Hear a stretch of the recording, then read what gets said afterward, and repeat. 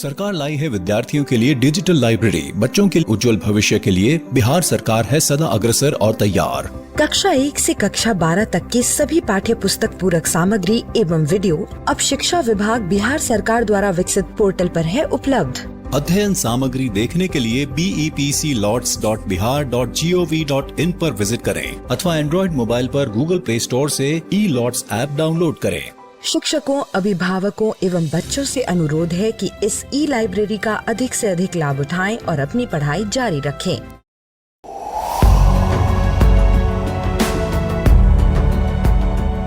छठी से 10वीं कक्षा के विद्यार्थी ध्यान से सुने।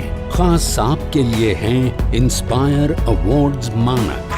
DST और NIF द्वारा हर साल हो रहे इंस्पायर अवार्ड्स मानक के पहले राष्ट्रीय पुरस्कार विजेता हैं।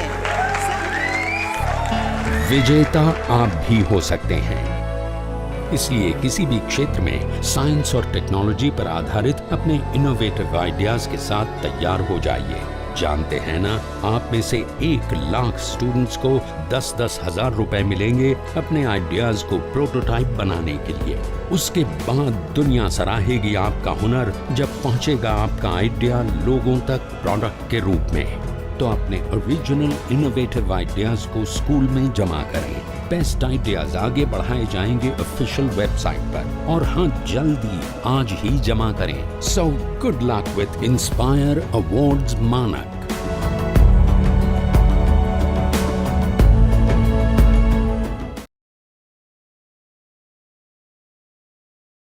अगर मैं तुमसे कहूं कि इस आकृति में ये जो रेखा है, रेखा एम के, ये समांतर है रेखा एन जे के, तो यहाँ पे मैं लिख भी देता हूँ कि ये जो हमारी रेखा है, रेखा एम के, ये हमें दी गई है कि ये समांतर है ये वाली रेखा, यानी कि रेखा एन जे के।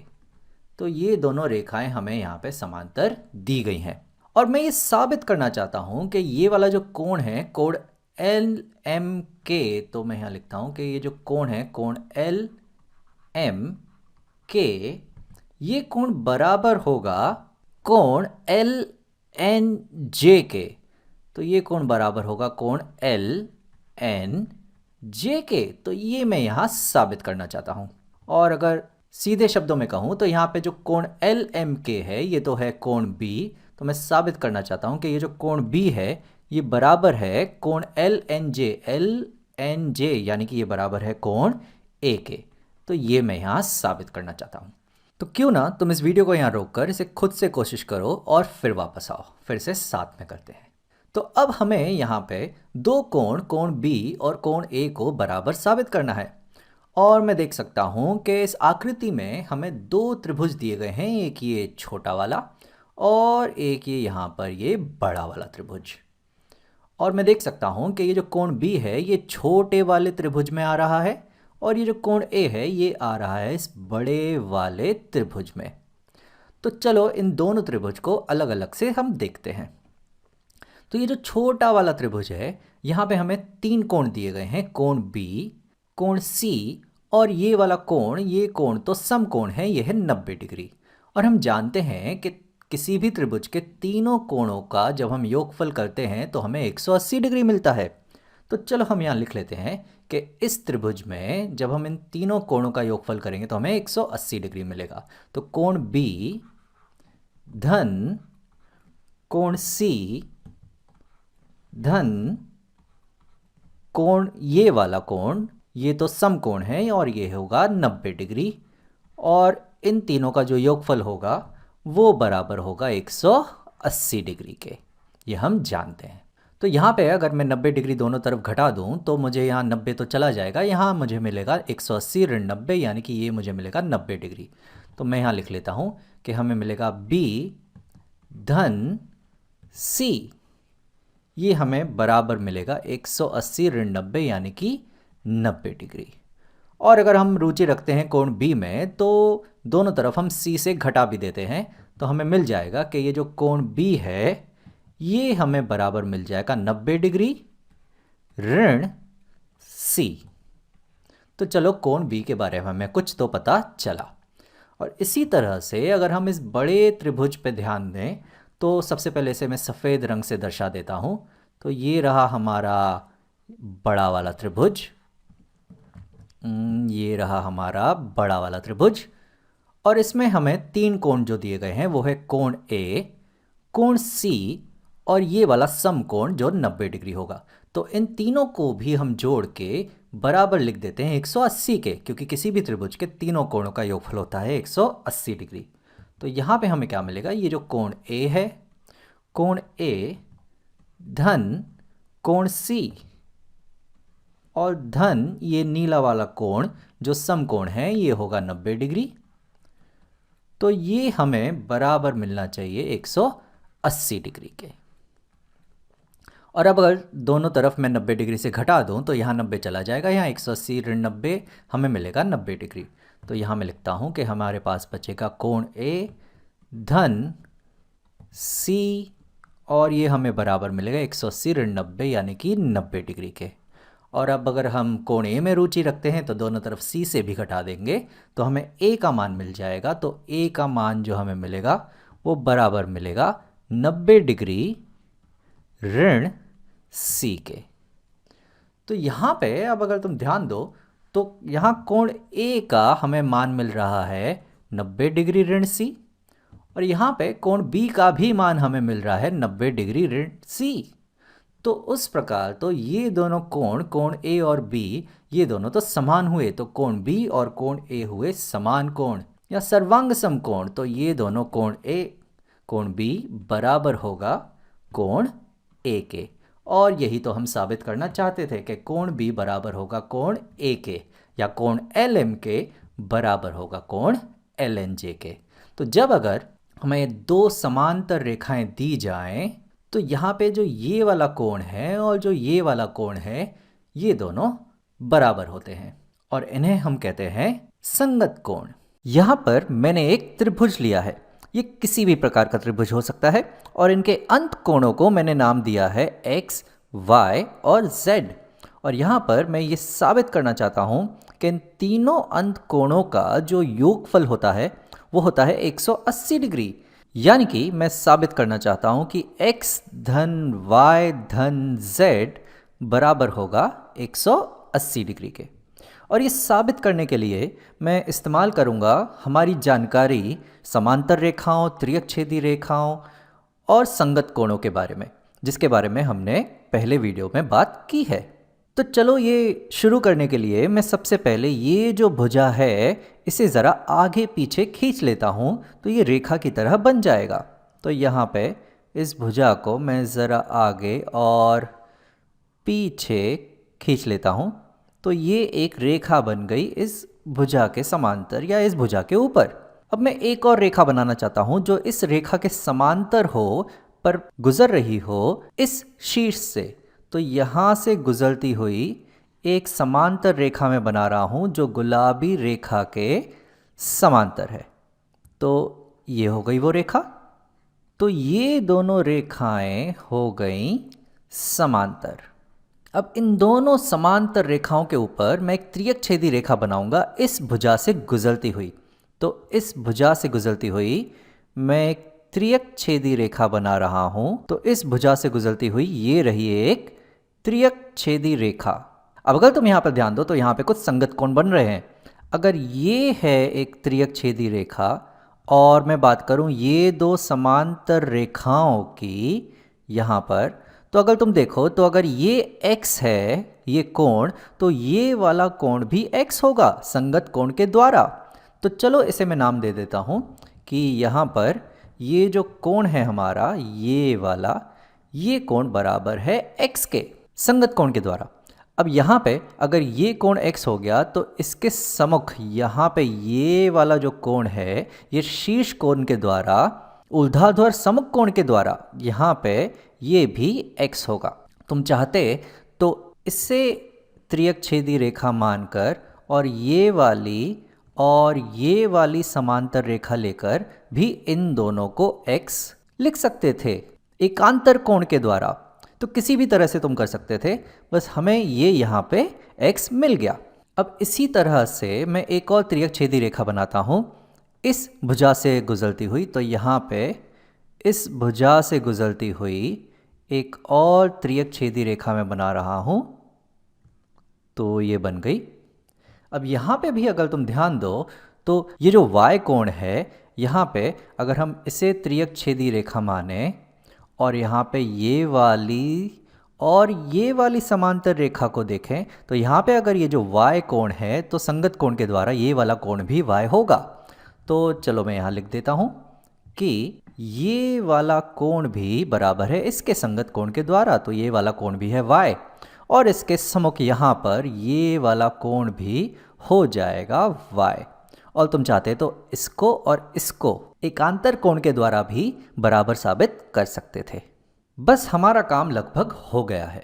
तो अब अगर तुम ध्यान दो तो यहाँ पे ये जो कोण है x और ये साथ में इसके ये जो कोण है z, इन दोनों को अगर हम मिलाएंगे तो ये दोनों बराबर हैं x धन z के।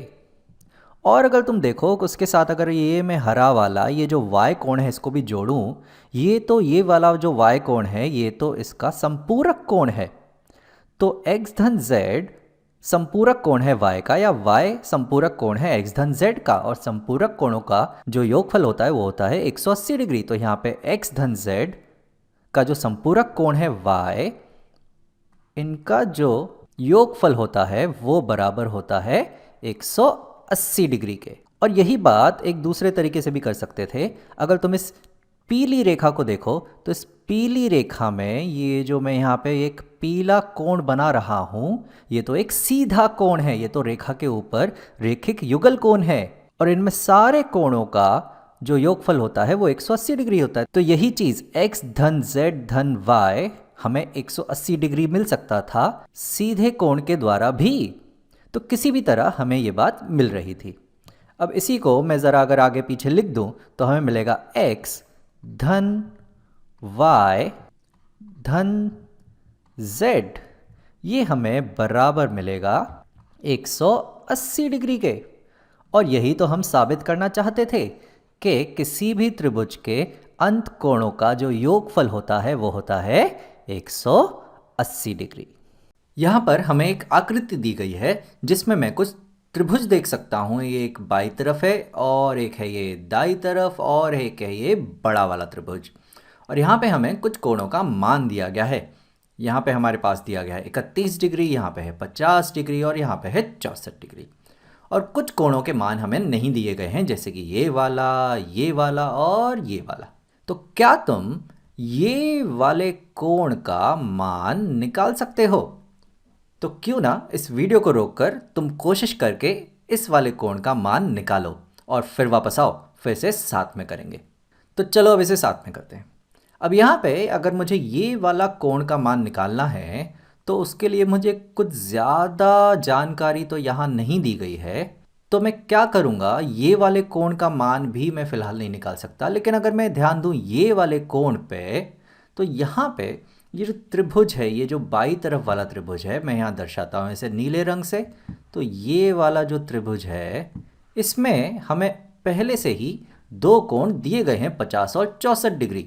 तो यहाँ पे ये जो तीसरा कोण है ये हमें मिल जाएगा। अगर मैं इसको ले लूँ x, तो यहाँ पे हम जानते हैं कि किसी भी त्रिभुज के सारे कोणों का जो योगफल होता है वो 180 डिग्री होता है। तो चलो हम वही लगाते हैं और यहाँ पे x निकाल लेते हैं। तो हमें मिलेगा x धन 50 डिग्री धन 64 डिग्री, ये हमें बराबर मिलेगा 180 डिग्री के। तो यहाँ पे हमें मिलेगा x धन 50 और 64 हो जाएंगे 114 डिग्री और ये बराबर होगा 180 डिग्री के। अब यहाँ पे मैं दोनों तरफ 14 से अगर घटा दूंगा तो यहाँ पे मुझे x मिल जाएगा और दाई तरफ मुझे मिलेगा 180 डिग्री ऋण 114 डिग्री। तो 180 ऋण 114, तो हमें x का मान बराबर मिल जाएगा 66 डिग्री के। तो x हमें यहाँ पे मिल चुका है, ये हमें मिल रहा है बराबर 66 डिग्री के। और जैसे ही ये कोण हमें मिल रहा है तो अब हम ये वाला कोण यहाँ निकाल सकते हैं। चलो इसको मैं नाम दे देता हूँ y। तो अगर तुम ध्यान दो तो x और y एक दूसरे के संपूरक कोण है, तो इनका जो योगफल होगा वो 180 डिग्री होगा। या दूसरे तरीके से देखो तो कोण x और कोण y मिलाकर बनता है एक सीधा कोण। यहाँ पे अगर तुम ध्यान दो तो ये एक सीधा कोण बनता है इन दोनों को मिलाकर। तो x धन y उस तरीके से भी 180 डिग्री होंगे। तो या तो संपूरक कोण से या तो सीधे कोण से हमें मिलेगा कि x धन y बराबर होगा 180 डिग्री। और x का मान तो हम पहले निकाल चुके हैं, यह है 66 डिग्री। तो यहाँ पे लिख देता हूँ मैं कि 66 डिग्री धन y बराबर होगा 180 डिग्री के। तो दोनों तरफ अगर 66 हम घटा देंगे तो y का मान हमें मिल जाएगा। तो यहाँ y मिलेगा और यहाँ आएगा 180 ऋण 66 डिग्री, और 180 ऋण 66 डिग्री हमें मिलेगा 114 डिग्री। तो y का मान हमें मिल चुका है, ये बराबर है 114 डिग्री के। तो यहाँ मैं लिख देता हूँ कि y हमें मिल चुका है, यह है 114 डिग्री। y का मान तुम एक दूसरे प्रकार से भी निकाल सकते थे। ये जो 114 है ये 50 और 64 का योगफल है। तो यहाँ पे इस आकृति को मैं दोबारा बनाता हूँ। तो यहाँ पे ये जो बाई तरफ वाला त्रिभुज है, यहाँ पे हमें ये वाला कोण और ये वाले कोण का जो योगफल है वो बराबर मिल रहा है ये बाहर वाले कोण के, यानी कि y के। तो अगर मैं चलो इसे नाम दे देता हूँ कोण A, इसे नाम दे देता हूँ कोण B। तो अब अगर तुम ध्यान दो तो इस त्रिकोण के जो तीनों कोण होंगे उनका योगफल 180 होगा। तो यहाँ पे ये वाला जो कोण है, ये वाला कोण, ये वाला कोण और ये वाला कोण मिलकर 180 होगा। यानी ये वाले कोण का मान हमें मिलेगा 180 ऋण A ऋण B। अब ये जो सफ़ेद कोण है और ये जो y वाला कोण है हरा वाला, ये दोनों मिलाकर हमें 180 मिलेगा। ये तो हम बात कर चुके हैं, या तो संपूरक कोण से या तो सीधे कोण से। तो मैं अगर यहाँ लिखूँ कि 180 ऋण A ऋण B और ये धन y, ये हमें बराबर मिलना चाहिए 180 डिग्री के। तो अब हमें क्या मिलेगा, अगर मैं दोनों तरफ 180 से घटा दूँ तो ये 180 और ये 180 दोनों चले जाएंगे। तो हमें क्या मिलेगा, यहाँ पर हमें मिलेगा ऋण A ऋण B और धन y, ये हमें बराबर मिलेगा 0 के। और अब अगर मैं दोनों तरफ A धन B से जोड़ दूं तो ये वाला ऋण A ऋण B चला जाएगा और दाई तरफ हमें मिल जाएगा A धन B। तो हमें क्या मिलेगा, हमें मिलेगा कि y बराबर होगा A धन B के। तो वही तो मैं बात कर रहा था कि ये वाला जो कोण है y, ये बराबर है A धन B के, जो यहाँ पे हमें मिला 50 धन 64 यानी कि 114। इससे हम कहते हैं ये जो A और B हैं ये y के दूरस्थ अंत कोण हैं। तो y जो बराबर होता है वो इन दोनों दूरस्थ अंत कोणों का योगफल होता है। तो y बराबर है A धन B। तो किसी भी प्रकार से हम y निकाल सकते थे। अब तुम्हारा ध्यान तो यहाँ चला ही गया होगा कि ये वाला कोण अब हमें मिल सकता है। तो इस वाले कोण को मैं नाम दे देता हूँ यहाँ पर Z। तो अब अगर हम देखें तो ये जो दाई तरफ वाला त्रिभुज है, इसमें इन तीनों कोणों को जब हम जोड़ेंगे तो हमें तो 180 डिग्री मिलेगा। तो ये 31 तो हमें पहले दिया गया था, 114 भी मिला, तो Z हमें मिल जाएगा। तो मैं यहाँ लिखता हूँ कि Z धन Y या 114 डिग्री धन 31 डिग्री, ये बराबर होगा 180 डिग्री के। और यहाँ पे 114 और 31 होगा 145। तो यहाँ पे हमें मिलेगा Z धन 145 डिग्री बराबर होगा 180 डिग्री के। तो Z हमें बराबर मिल जाएगा, दोनों तरफ 145 डिग्री घटा देते हैं तो यहाँ बराबर मिलेगा 180 डिग्री ऋण 145 डिग्री। तो Z का मान हमें मिल चुका है और वो है 180 ऋण 145 यानी कि 35 डिग्री। तो Z भी हमें मिल चुका है। तो इस कोण का जो मान है वो है 35 डिग्री।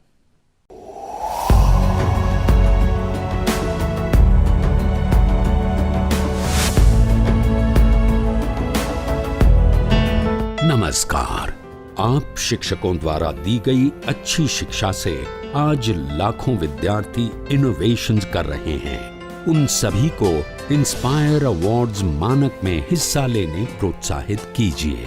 करना है इतना कि आपके विद्यालय के 6ठी से 10वीं कक्षा के छात्र और छात्राएं साइंस और टेक्नोलॉजी पर आधारित अपने इनोवेटिव आइडियाज आपके पास जमा करें, ताकि वो DST और NIF द्वारा आयोजित इंस्पायर अवार्ड्स मानक प्रतियोगिता में हिस्सा ले सकें।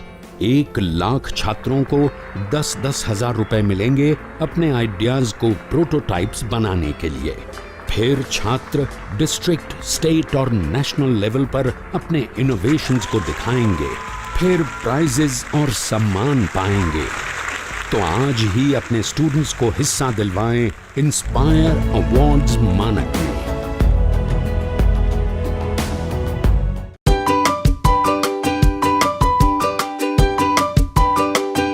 निबंध की शुरुआत कुछ इस प्रकार है। बच्चे कभी कभी चक्कर में डाल देने वाले प्रश्न कर बैठते हैं।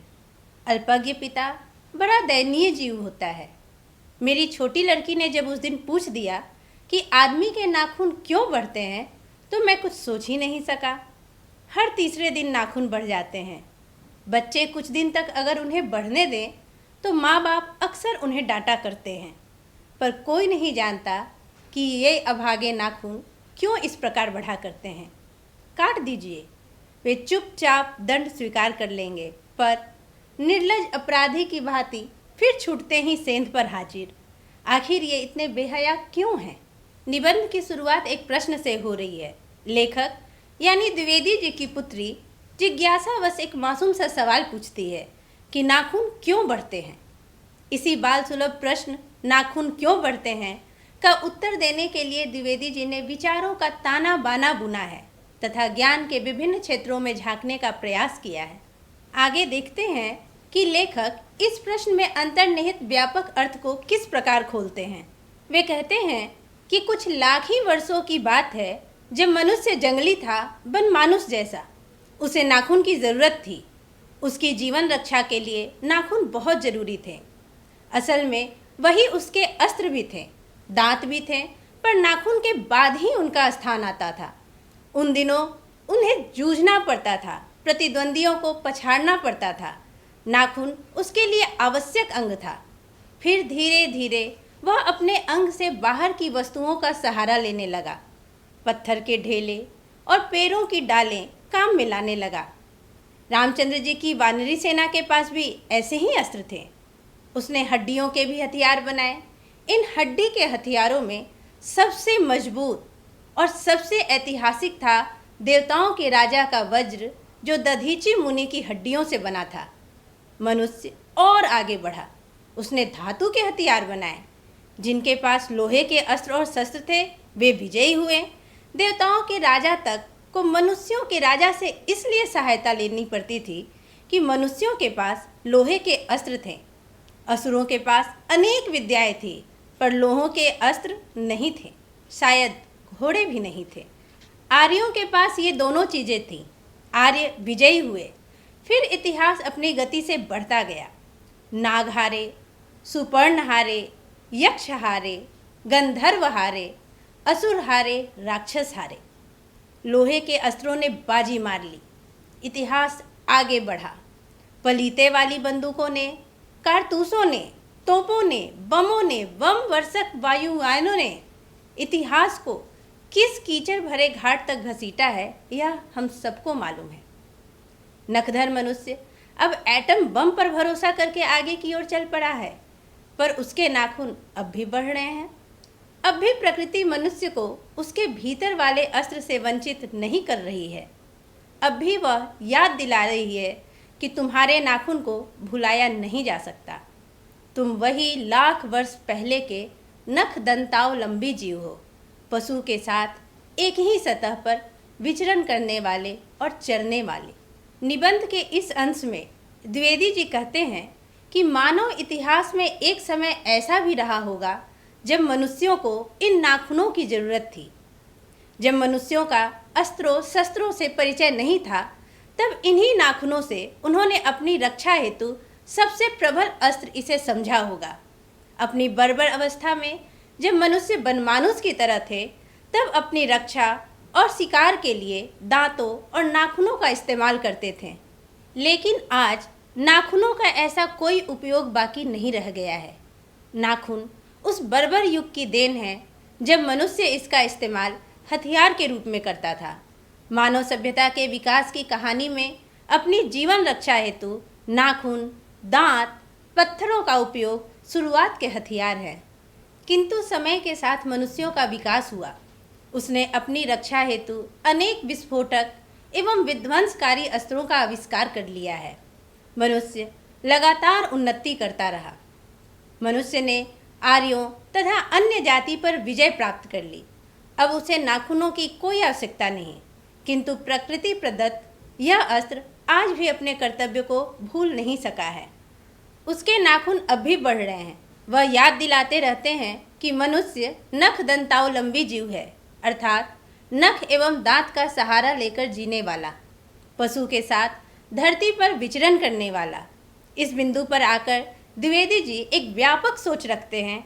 आगे के अनुच्छेद में वे लिखते हैं कि ततः किम, मैं हैरान होकर सोचता हूँ कि मनुष्य आज अपने बच्चों को नाखून न काटने के लिए डांटता है। किसी दिन कुछ थोड़े लाख वर्ष पूर्व वह अपने बच्चों को नाखून नष्ट करने पर डांटता रहा होगा, लेकिन प्रकृति है कि अब भी नाखून को जिलाए जा रही है और मनुष्य है कि अब भी उसे काटा जा रहा है। वे कमबख्त रोज बढ़ते हैं क्योंकि वे अंधे हैं, नहीं जानते कि मनुष्य को इससे कोटि कोटि गुना शक्तिशाली अस्त्र मिल चुका है। मुझे ऐसा लगता है कि मनुष्य अब नाखून को नहीं चाहता। उसके भीतर बर्बर युग का कोई अवशेष रह जाए यह उसे असह्य है। लेकिन यह भी कैसे कहूँ, नाखून काटने से क्या होता है? मनुष्य की बर्बरता घटी कहाँ है? वह तो बढ़ती ही जा रही है। मनुष्य के इतिहास में हिरोशिमा का हत्याकांड बार बार थोड़े ही हुआ है।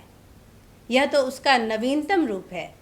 मैं मनुष्य के नाखून की ओर देखता हूँ तो कभी कभी निराश हो जाता हूँ। ये उसकी भयंकर पाशवी वृत्ति के जीवंत प्रतीक हैं। मनुष्य की पशुता को जितनी बार भी काट दो वह मरना नहीं जानती। तात्पर्य है कि आज नाखून का बढ़ना अच्छा नहीं माना जाता, इसलिए मनुष्य बढ़े हुए नाखूनों को काटता है। शायद इसलिए भी वह काटता है क्योंकि नाखून असभ्यता और जंगलीपन की निशानी है। नाखून का बढ़ना बर्बरता है और उसका काटना पशुता से छुटकारा। लेकिन प्रश्न यह है कि क्या मनुष्य अपनी बर्बरता और पशुता से छुटकारा प्राप्त कर लिया है? मनुष्य की नाखून के प्रति उपेक्षा से ऐसा प्रतीत होता है कि वह अब पाशविकता का त्याग एवं मानवता का अनुसरण करने की ओर उन्मुख है, किंतु वह अब भी पूर्णतः पशुता से बर्बरता से छुटकारा नहीं पाया है। आधुनिक मानव के क्रूर कर्मों का जीवंत उदाहरण है हिरोशिमा हत्याकांड। आगे द्विवेदी जी लिखते हैं कि कुछ हजार साल पहले मनुष्य ने नाखून को सुकुमार विनोदों के लिए उपयोग में लाना शुरू किया था। वात्स्यायन के कामसूत्र से पता चलता है कि आज से 2000 वर्ष पहले का भारतवासी नाखूनों को जम के संवारता था। उनके काटने की कला काफ़ी मनोरंजक बताई गई है। त्रिकोण, वर्तुलाकार, चंद्राकार, दंतुल आदि विविध आकृतियों के नाखून उन दिनों विलासी नागरिकों के न जाने किस काम आया करते थे। उनको सिकथक यानी मोम और अलकतक यानी आलता से यत्नपूर्वक रगड़कर लाल और चिकना बनाया जाता था। गौर देश के लोग उन दिनों बड़े बड़े नख को पसंद करते थे और दाक्षिणात्य लोग छोटे नखों को। अपनी अपनी रुचि है और देश के काल के भी अपनी रुचि है। मानव शरीर का अध्ययन करने वाले प्राणी विज्ञानियों का निश्चित मत है कि मानव चित्त की भांति मानव शरीर में भी बहुत सी अभ्यासजन्य सहज वृत्तियाँ रह गई हैं। दीर्घकाल तक उनको इनकी आवश्यकता रही है। अतएव शरीर ने अपने भीतर एक ऐसा गुण पैदा कर लिया है कि वे वृत्तियाँ अनायास ही और शरीर के अनजाने में भी अपने आप काम करती हैं। नाखून का बढ़ना उसमें एक है, केस का बढ़ना दूसरा और दांत का दोबारा उठना तीसरा है, पलकों का गिरना चौथा है। और असल में सहजात वृत्तियाँ अनजान स्मृतियों को ही कहते हैं। हमारी भाषा में इसके उदाहरण मिलते हैं। अगर आदमी अपने शरीर की, मन की और वाक्य की अनायास घटने वाली वृत्तियों के विषय में विचार करे तो उसे अपनी वास्तविक प्रवृत्ति पहचानने में बहुत सहायता मिलेगी। पर कौन सोचता है? सोचना तो क्या, उसे इतना भी पता नहीं चलता कि उसके भीतर नख बढ़ा लेने की जो सहजात वृत्ति है वह उसके पशुत्व का प्रमाण है। उन्हें काटने की जो प्रवृत्ति है वह उसकी मनुष्यता की निशानी है। और यद्यपि पशुत्व के चिन्ह उसके भीतर रह गए हैं, पर वह पशुत्व को छोड़ चुका है। पशु बनकर वह आगे नहीं बढ़ सकता, उसे कोई और रास्ता खोजना चाहिए। अस्त्र बढ़ाने की प्रवृत्ति मनुष्यता की विरोधिनी है। प्रस्तुत अंश में द्विवेदी जी ने प्राचीन पुस्तक वात्स्यायन लिखित कामसूत्र की चर्चा की है। वे मानते हैं कि भारतीय संस्कृति की यह विशेषता है कि ऐसी प्रवृत्तियां जो अच्छी नहीं होती उसे भी यहाँ मानवीय रूप में ढालकर असत से सत प्रवृत्ति की ओर ले जाने का प्रयास किया जाता है। ऐसी प्रवृत्तियां जैसे नाखूनों को विभिन्न आकृति प्रदान कर उसे सुंदर बनाने की चेष्टा करना। आगे वे कहते हैं कि प्राणी विज्ञान के अनुसार मनुष्य के भीतर कुछ सहजात वृत्तियां होती हैं, अर्थात जन्म के साथ पैदा होने वाली वृत्ति या स्वभाव। नाखून का बढ़ना ऐसी ही सहजात वृत्ति है जो उस अवस्था की द्योतक है जब मनुष्य बर्बर अवस्था में रहता था।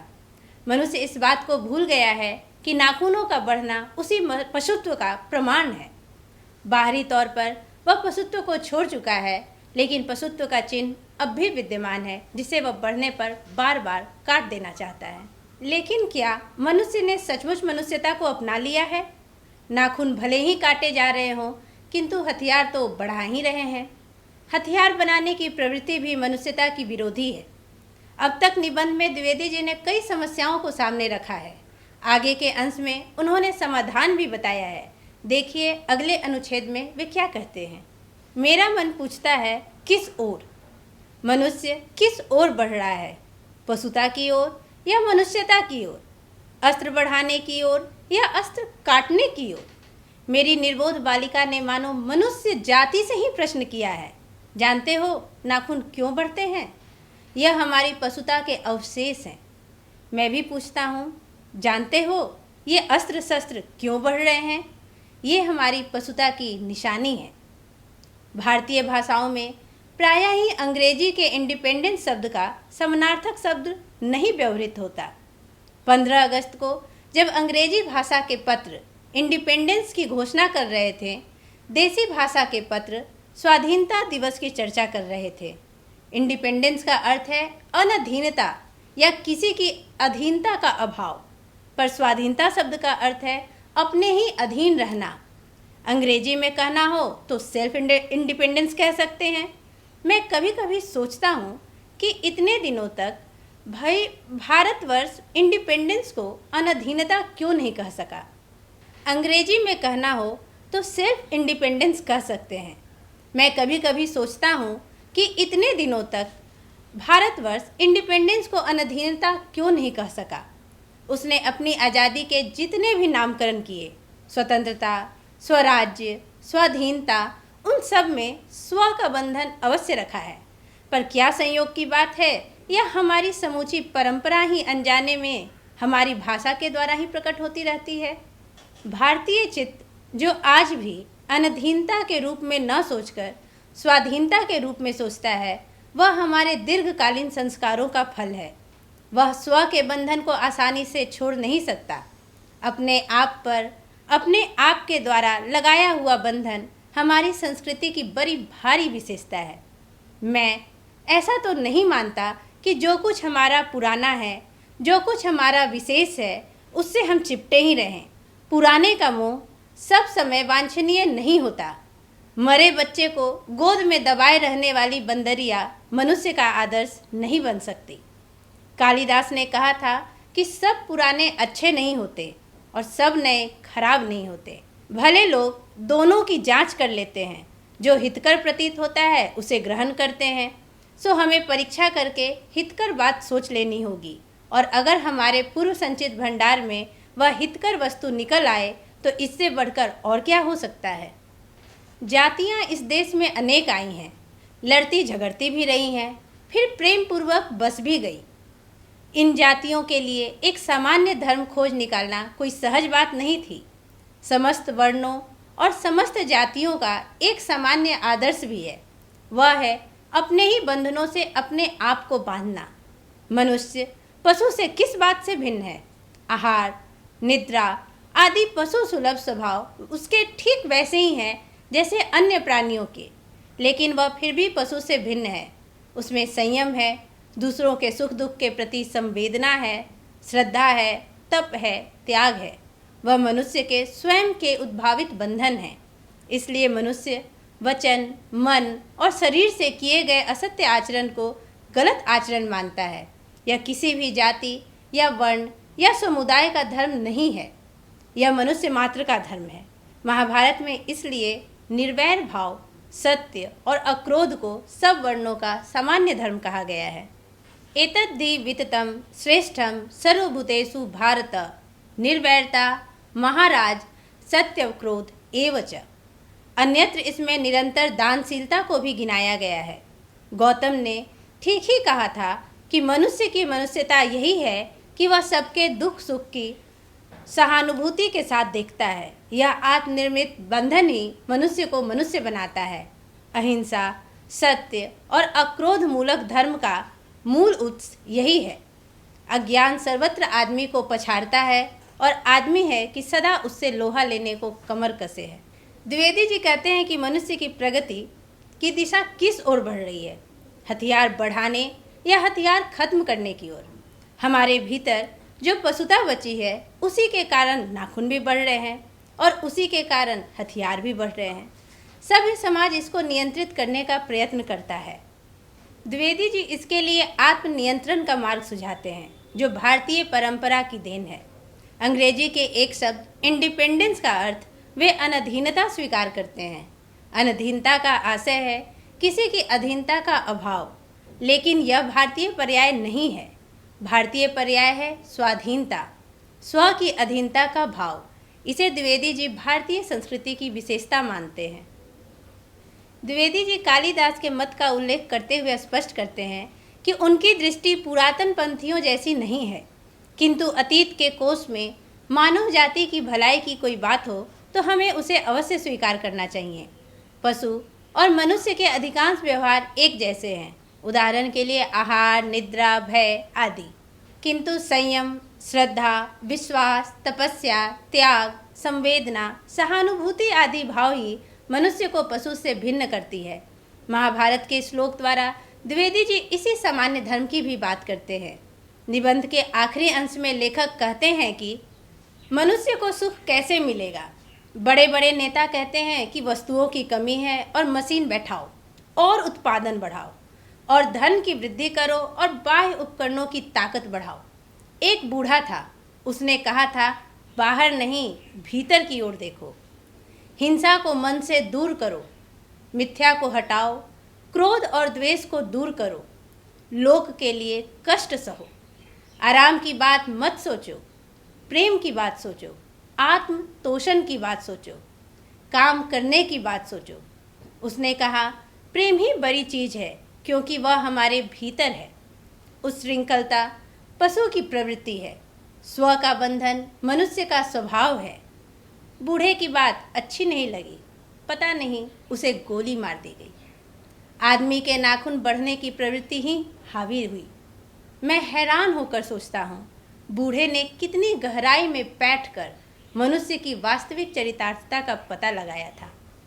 ऐसा कोई दिन आ सकता है जबकि मनुष्य के नाखून का बढ़ना बंद हो जाएगा। प्राणी शास्त्रियों का ऐसा अनुमान है कि मनुष्य का अनावश्यक अंग उसी प्रकार झड़ जाएगा जिस प्रकार उसकी पूंछ झड़ गई है। उस दिन मनुष्य की पशुता भी लिप्त हो जाएगी। शायद उस दिन वह मरणास्त्रों का प्रयोग भी बंद कर देगा। तब तक इस बात से छोटे बच्चों को परिचित करा देना वांछनीय जान पड़ता है कि मनुष्य को अपनी इच्छा है, अपना आदर्श है। बृहत्तर जीवन में अस्त्रों शस्त्रों को बढ़ा देना मनुष्य की अपनी इच्छा की निशानी है और उनकी बाढ़ को रोकना मनुष्य का तकाजा है। मनुष्य में जो घृणा है, जो अनायास बिना सिखाए आ जाती है, वह पशुत्व का द्योतक है और अपने को संयत रखना, दूसरे के मनोभावों का आदर करना मनुष्य का स्वधर्म है। बच्चे यह जाने तो अच्छा हो कि अभ्यास और तप से प्राप्त वस्तुएं मनुष्य की महिमा को सूचित करती हैं। सफलता और चरितार्थता में अंतर है। मनुष्य मरणास्त्रों के संचयन से, बाह्य उपकरणों के बाहुल्य से उस वस्तु को भी पा सकता है जिसे उसने बड़े आडंबर के साथ सफलता पूर्वक रखा है। परंतु मनुष्य की चरितार्थता प्रेम में है, मैत्री में है, त्याग में है, अपने को सबके लिए मंगल निःशेष भाव से देने में है। नाखून का बढ़ना मनुष्य की उस अंध सहजात वृत्ति का परिणाम है जो उसके जीवन में सफलता ले आना चाहती है। उसको काट देना उस स्वनिर्धारित आत्मबंधन का फल है जो उसे चरितार्थता की ओर ले जाती है। कमबख्त नाखून बढ़ते हैं तो बढ़े, मनुष्य उसे बढ़ने नहीं देगा। इस अंश में द्विवेदी जी महात्मा गांधी के विचारों से अवगत कराते हैं। मनुष्य की वास्तविक सफलता के आधार को गांधी जी ने गहराई से खोज लिया था। महात्मा गांधी ने सावधान किया था कि केवल बाहरी उन्नति पर्याप्त नहीं है, अपने भीतर के क्रोध को नष्ट करना होगा। मन से हिंसा, क्रोध, द्वेष और असत्य को दूर करना और दूसरों के लिए जीना होगा। लेकिन जिनके मन में दूषित भाव व्याप्त थे, उन्होंने उनकी हत्या कर दी। लेखक कहते हैं कि हो सकता है किसी दिन नाखून का बढ़ना बंद हो जाए, क्योंकि जो हमारे लिए जरूरी नहीं है प्रकृति उसे हमेशा अलग कर देती है, जैसे पूंछ। हो सकता है किसी दिन मनुष्य विध्वंसकारी अस्त्रों शस्त्रों का निर्माण बंद कर दे, लेकिन जब तक ऐसा नहीं होता है तब तक हमें बच्चों को सिखाना होगा कि नाखून का बढ़ना पशुता की निशानी है, उसको बढ़ते देना मनुष्य का आदर्श नहीं है। इसी तरह हथियारों की बढ़ोतरी हमारी पशुता की निशानी है और उनको कम करने की इच्छा रखना हमारी मनुष्यता का प्रमाण है। हमें अपने मनुष्य होने की पहचान को नहीं भूलना चाहिए। आशा है बच्चों, अब आप इस निबंध को अच्छी तरह समझ गए होंगे। निबंध के कुछ महत्वपूर्ण बिंदुओं को मैंने लिखा है, आप उस पर एक दृष्टि डालें जिससे पूरा निबंध आप और बेहतर तरीके से समझ सकेंगे। निबंध के कुछ महत्वपूर्ण बिंदु। निबंधों में जो महत्वपूर्ण बातें आई हैं वो आप देख सकते हैं। विचार प्रधान ललित निबंध, नाखून क्यों बढ़ते हैं, एक विचार प्रधान ललित निबंध है। मैंने आपको पहले ही बताया था कि ललित निबंध किसे कहते हैं, और इस पूरे निबंध में हजारी प्रसाद द्विवेदी जी ने, जो इस निबंध के लेखक हैं, उन्होंने विचारपूर्वक बातों को रखा है। नाखून प्रतीकात्मक अर्थ, कहने का अर्थ यह है कि यहाँ जो नाखून है वह प्रतीक अर्थ देते हैं। किसका? तो नाखून का बढ़ना। नाखून का बढ़ना, नाखून यहाँ पशुता का प्रतीक है और नाखून का बढ़ना जो है वह पशु वृत्ति का प्रतीक है। नाखून का काटना मनुष्यता का प्रतीक। मनुष्य नाखून को क्यों काटता है? क्योंकि वह अपनी पशुता को घटाना चाहता है, खत्म करना चाहता है। आगे आप देख सकते हैं, मानव प्रगति और हथियारों का विकास। द्विवेदी जी ने कहा है कि हथियारों का विकास करना ही क्या मानव की प्रगति है। आप निबंध में, इसलिए मैंने कहा था कि निबंध विचार प्रधान है, इसे विचार करने की आवश्यकता है हमें कि हथियारों का विकास क्या मानव की प्रगति है। विलास वृत्ति का उदात्तीकरण।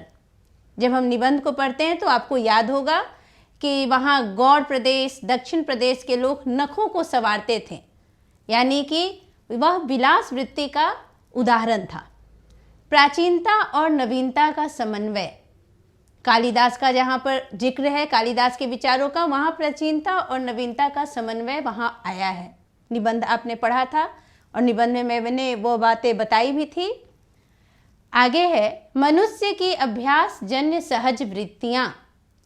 लेखक ने कहा है कि मनुष्य की कुछ अभ्यास जन्य सहज वृत्तियाँ होती हैं, जो प्राणी शास्त्रियों के बारे में कहा गया था निबंध में। वहाँ प्राणी शास्त्री ने जो लिखा है, वहाँ क्या क्या लिखा है कि नाखून का बढ़ना, द्विवेदी जी कहते हैं कि नाखून का बढ़ना, केस का बढ़ना, दांत का दोबारा उठना और पलकों का गिरना, ये मनुष्य की अभ्यास से जन्य सहज वृत्तियाँ हैं। मैंने निबंध में आपको इसे समझाया था कि अभ्यास जन्य सहज वृत्तियाँ क्या होती हैं। तो उन वृत्तियों में नाखून का बढ़ना, केस का बढ़ना, दांत का दोबारा उठना, पलकों का गिरना माना जाता है। आगे देखिए, मनुष्य और पशु में अंतर। निबंध में कई बातें हैं और उन बातों में ये बातें भी आई हैं कि मनुष्य और पशु में किस चीज़ में अंतर है। तो व्यवहार, संवेदना जैसे चीज़ों में मनुष्य के व्यवहार और पशु के व्यवहार संबंधी और संवेदना, इन्हीं दोनों में मनुष्य के और पशु में अंतर होते हैं। भारतीय संस्कृति की विशेषता निबंध में दिखाया गया है कि सामान्य धर्म क्या है। भारतीय संस्कृति की विशेषता हमारे यहाँ एक सामान्य धर्म जो है यह भारतीय संस्कृति की विशेषता है। सामान्य धर्म है क्या? अब देखिए अगले बिंदु में लिखा हुआ है। सामान्य धर्म है संयम, त्याग, प्रेम, श्रद्धा, संवेदना, ये सब सामान्य धर्म है। निबंध में इसकी चर्चा की गई है। आगे के निबंधों में आप देखे होंगे लिखा हुआ होगा स्वाधीनता। द्विवेदी जी ने स्वाधीनता शब्द पे भी बड़े गहरे रूप से अध्ययन किया है और उन्होंने बताया है कि स्वाधीनता का सही अर्थ क्या है। स्वाधीनता यानी स्व पर नियंत्रण, हमारा अपने ऊपर नियंत्रण। आधुनिक समाज में असुरक्षा का भय। द्विवेदी जी ने विचार किया है कि मानव हथियारों का संरक्षण क्यों कर रहा है। देखिए अगले बिंदु में यहाँ मैंने लिखा भी है, हथियारों का संरक्षण मनुष्य की पाशविकता। मनुष्य की जो पाशविकता है वह हथियारों का संरक्षण है। और ये दोनों बिंदु को आप देख सकते हैं कि हथियारों का संरक्षण क्यों किया जा रहा है। क्यों? क्योंकि आधुनिक समाज में व्यक्ति को असुरक्षा का भय बना रहता है, इसलिए मनुष्य हथियारों का संरक्षण कर रहा है। और जब तक वह हथियारों का संरक्षण करता रहेगा, मनुष्य की पाशविकता समाप्त होने वाली।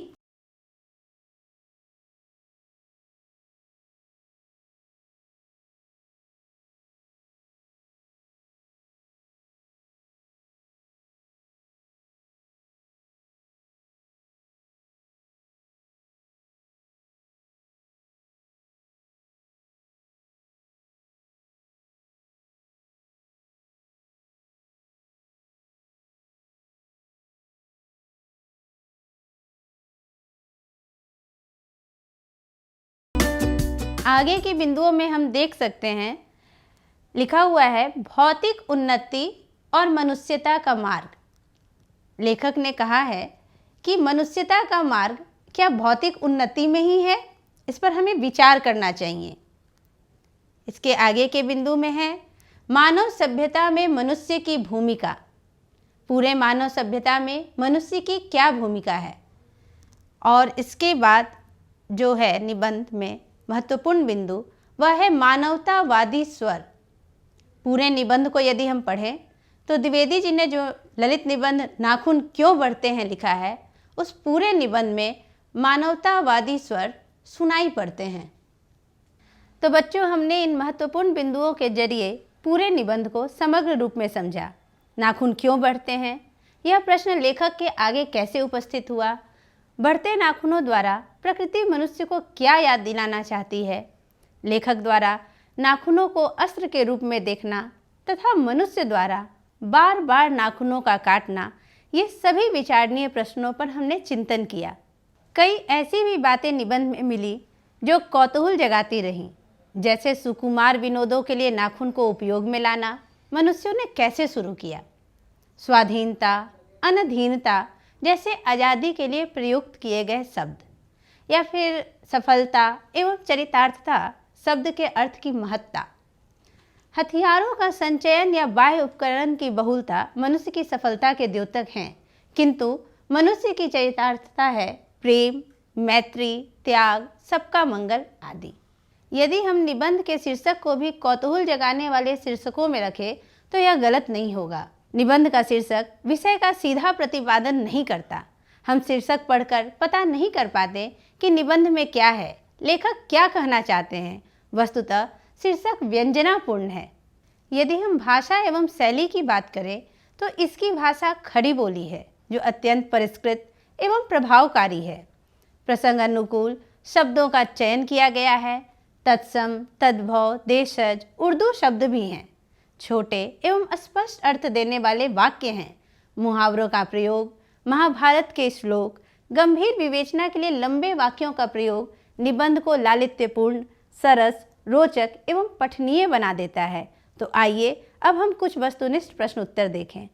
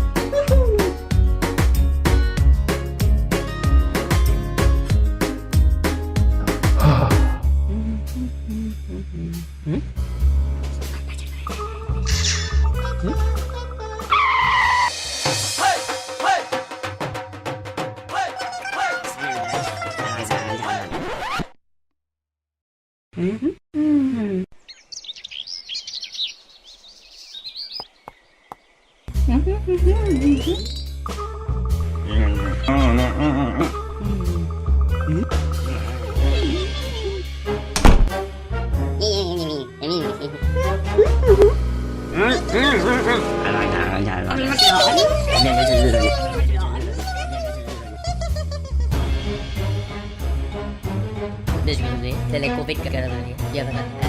Alam mo.